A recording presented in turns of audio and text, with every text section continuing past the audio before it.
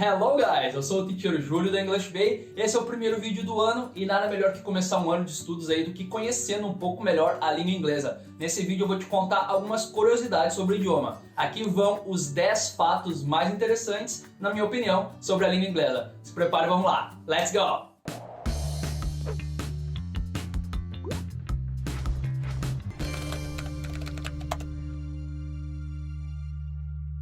O fato interessante número 1 é sobre a origem da palavra alfabeto, alphabet.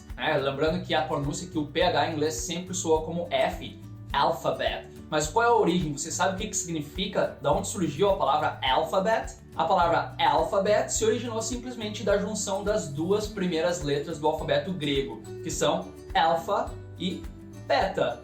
Alpha, beta virou alphabet. O alfabeto da língua inglesa tem 26 letras, 21 são consoantes e 5 vogais. As vogais são as mesmas do português, como você pode ver, mas vamos pronunciá-las aqui quando você soletra um pouquinho diferente. Repeat. A, E, I, O, U. Não confunde. A, E, I, O, U.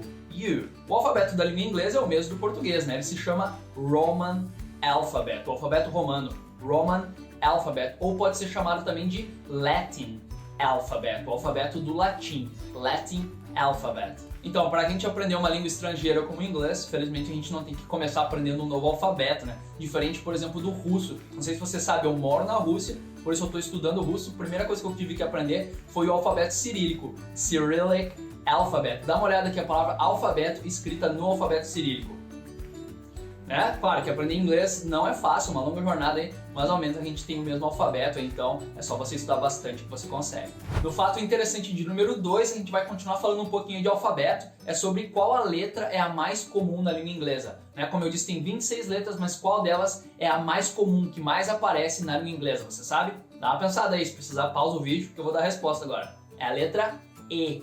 A letra E é a letra mais comum da língua inglesa. Para você ter uma ideia, ela aparece em 11% das palavras dos textos. Se você lê um texto em inglês, provavelmente 11% é só a letra E. É a letra mais comum do idioma. E olha só que interessante, em 1939 o escritor Ernest Vincent Wright escreveu um livro inteiro sem a letra E. O livro se chama Gatsby e a letra E não aparece em nenhuma palavra do livro. Esse tipo de texto ou de livro onde o autor propositalmente omite uma letra, não usa uma letra durante todo o texto, se chama lipogram.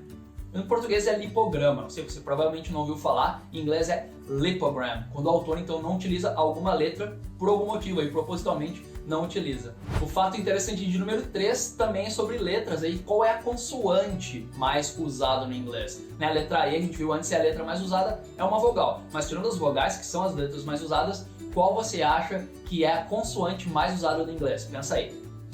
A resposta é a letra R. A consoante R é a mais usada do inglês e a segunda mais usada é a consoante T. Então, tirando as vogais, a consoante R é a mais usada do inglês e o T é a segunda mais usada. Até onde eu sei, não tem nenhum lipograma, ninguém resolveu escrever um livro inteiro sem a letra R ou sem a letra T, ao menos eu pesquisei e não achei nada sobre isso. Fato interessante de número 4, qual é o substantivo e qual é o adjetivo mais usados no inglês? Se você quer tentar adivinhar, pausa o vídeo aqui que eu vou dar a resposta agora. O substantivo mais usado é time. A palavra time, tempo, é o substantivo mais usado no inglês. E o adjetivo mais usado é good. Se você acertou, good. Very good. Quero chamar a atenção para a pronúncia correta do adjetivo good. Tem o som da vogal curtinho, não é good. Esse é o erro mais comum, corrijo alguns alunos aí que fazem muito alongado, não é good, e sim good. Good. Good. Pratica bastante, que essa diferença das vogais curtas e longas no inglês é bem difícil para o não nativo entender, conseguir escutar a diferença e pronunciar corretamente, então você tem que praticar, bem curtinho. Good. Good. Good.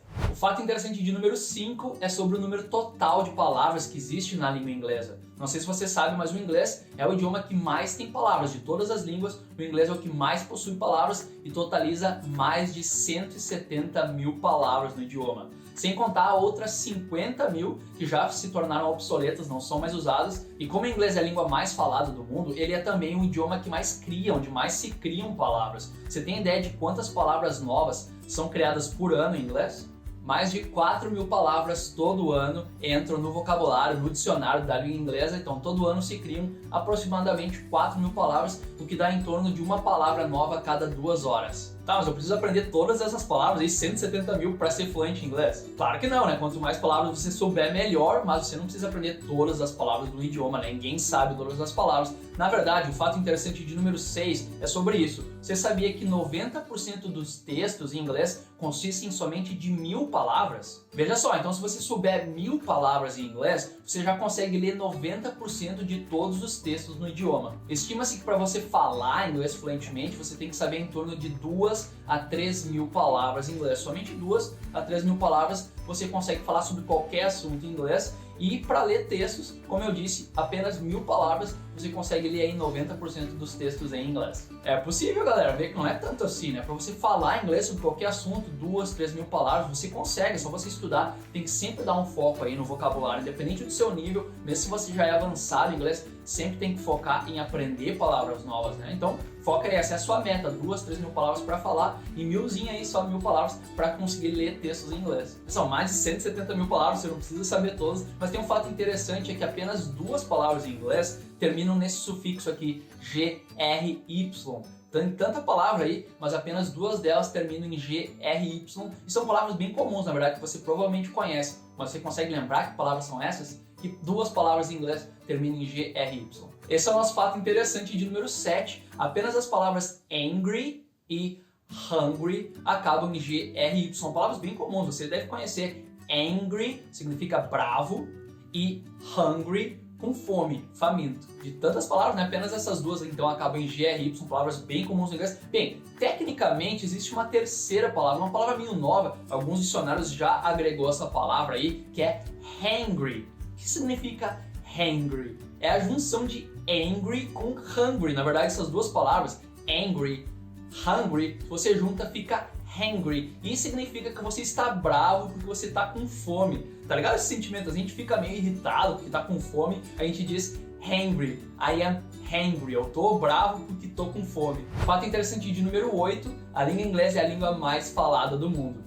Não é surpresa, né? Não é de hoje que a língua inglesa se transformou numa língua universal. É a língua de todo mundo e ultrapassou o mandarim. O mandarim tem um número maior de falantes nativos do chinês mandarim, né? Mas o inglês soma aí o número de nativos e não nativos que falam, soma 1,5 bilhões de pessoas hoje tem um certo grau de proficiência no inglês. Claro, uns falam melhor que outros, mais fluentemente que outros, mas 1/4 da população da Terra, 1 em cada 4 pessoas do mundo fala inglês. São aproximadamente 370 milhões de falantes nativos do inglês e 900 milhões de falantes não nativos, como você, como eu, que estudamos, aprendendo aí, demos esse passo gigantesco, que é se comunicar numa língua que não é nossa. Veja só, o número de falantes não nativos no inglês é mais do que o dobro de nativos. Ou seja, essa língua não é mais só do americano, do britânico, essa língua é nossa, né? O futuro e o poder do inglês está nas nossas mãos. A gente que está transformando a língua, né? Palavras novas aí a cada 2 horas, muito disso é influência nossa. A língua é uma coisa viva, está se transformando, se renovando,